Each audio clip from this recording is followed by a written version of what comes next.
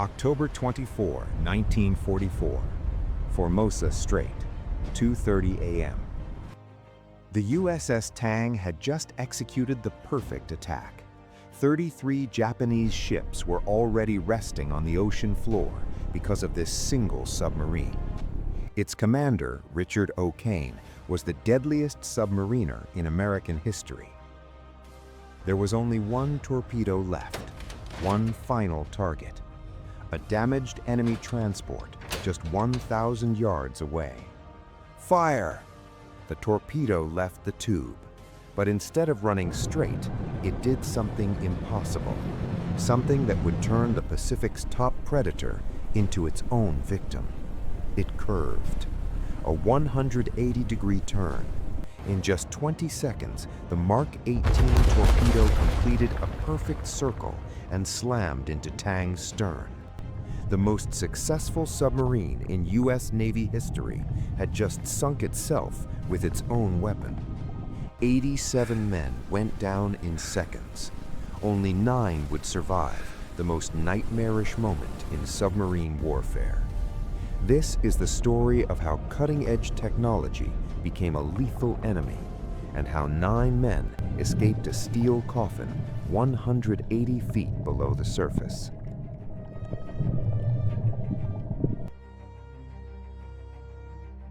To understand the tragedy of the Tang, you need to understand the man who commanded her, Richard Hetherington Dick O'Kane. Born in 1911 in New Hampshire, O'Kane was relentless, obsessive about perfection, and brilliant at submarine warfare. He served as executive officer under the legendary Dudley "Mush" Morton aboard the USS Wahoo, where he learned aggressive attack tactics that defied every rulebook. When O'Kane took command of the USS Tang in October 1943, he had one goal: to make her the deadliest submarine in the Pacific. And he succeeded. Launched in August 1943, the Tang was a Below-class submarine, 311 feet long, armed with 24 torpedoes, and crewed by 87 men, a state-of-the-art underwater killing machine.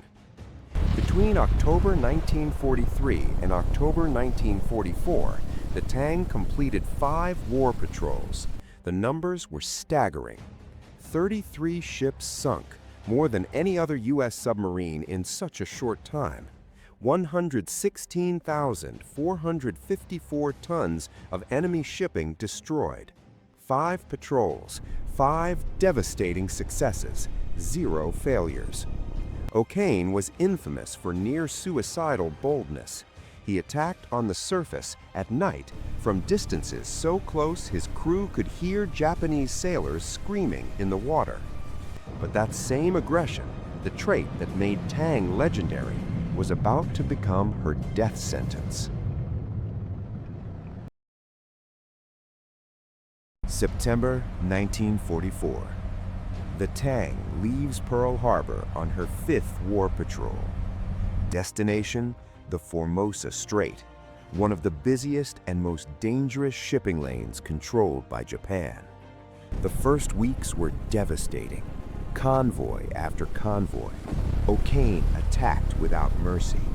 He sank 13 ships on this patrol alone, an all-time record.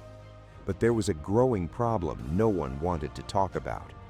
The Mark 18 torpedoes were notoriously unreliable.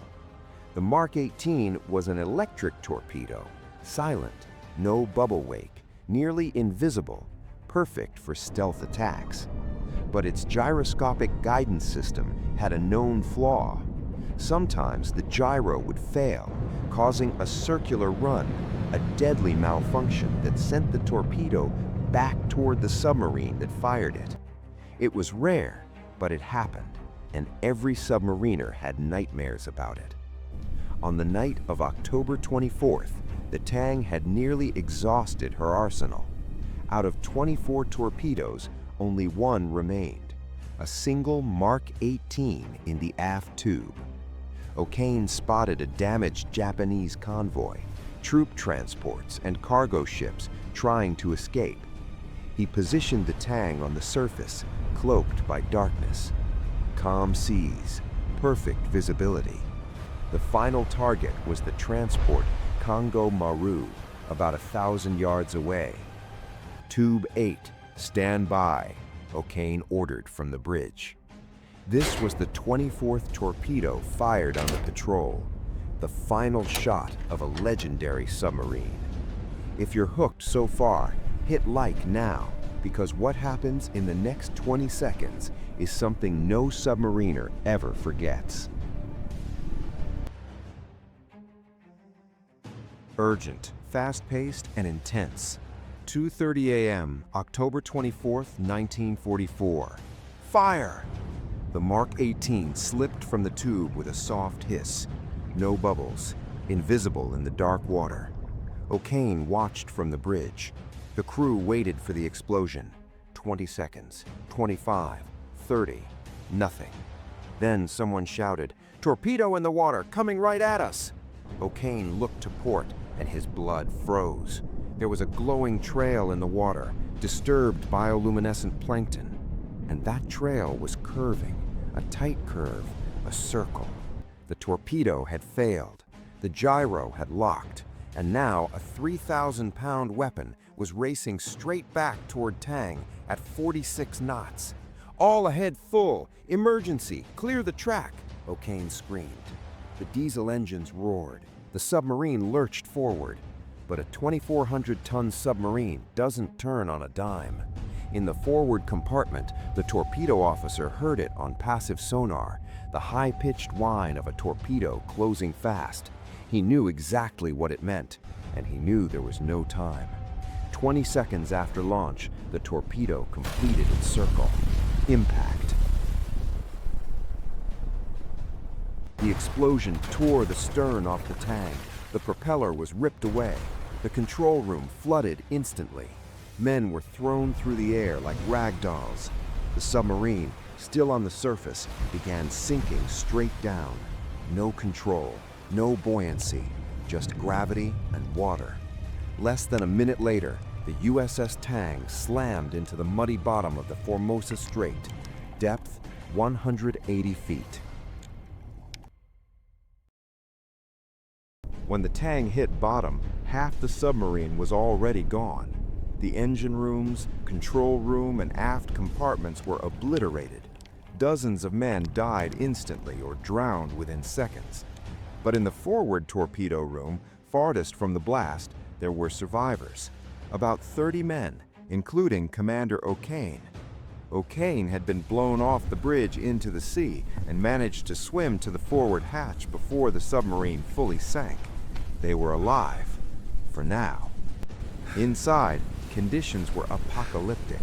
Darkness, broken only by weak flashlights, water slowly seeping through damaged seals, and the air was turning toxic.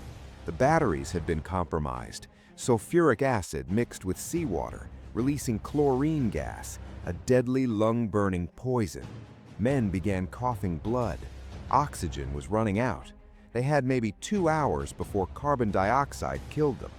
There was only one option, the Momsen Lung, a primitive escape device, essentially a reusable breathing bag, capable of bringing a man up from depths of 200 feet. But it was deadly. Ascend too fast, your lungs rupture. Hold your breath, you die. You had to exhale continuously while rising 180 feet through pitch-black water, and you had to do it alone. O'Kane organized the escape. They would slowly flood the compartment, equalize pressure, open the hatch, and go out one by one. It was hope disguised as a death sentence, but it was the only chance. The first man entered the escape chamber. Cold water rushed in. Crushing pressure built. He placed the Momsen Lung in his mouth. The hatch opened. Total darkness. He began rising, exhaling slowly. His bubbles raced past him. Pressure dropped.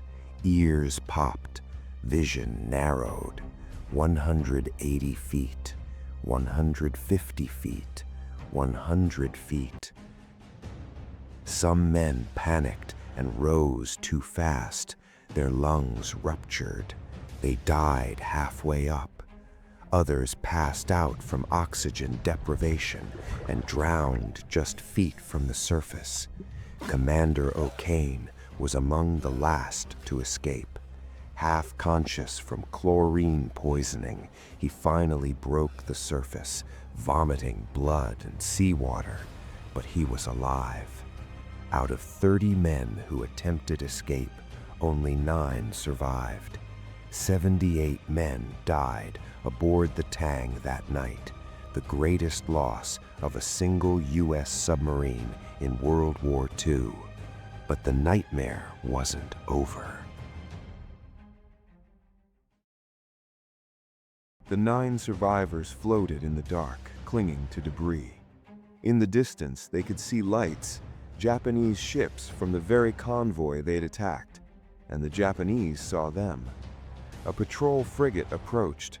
The survivors were pulled from the water, disarmed, and tied on deck. The irony was brutal. They were rescued by the same enemy they'd tried to kill minutes earlier. O'Kane and his men spent the next 10 months in Japanese POW camps, including the infamous Omori camp near Tokyo. They were interrogated, beaten, and forced into hard labor. O'Kane lost 60 pounds. But all 9 survived until August 1945, freed after Japan's surrender. Richard O'Kane returned to the United States as a hero. He received the Medal of Honor, America's highest military decoration, for his leadership during Tang's 5th patrol. Only 7 submariners received the Medal of Honor in WW2, but no medal erased the guilt. He had lost 78 men, not to Japanese depth charges, but to a defective torpedo fired on his own order. The USS Tang was never recovered. She still rests on the floor of the Formosa Strait at 180 feet, a protected war grave. Her bell was recovered by Taiwanese divers in 2001 and now sits in the U.S. Naval Museum. The Tang remains the most successful American submarine by ships sunk, 33 vessels in just 5 patrols. But her legacy isn't just destruction.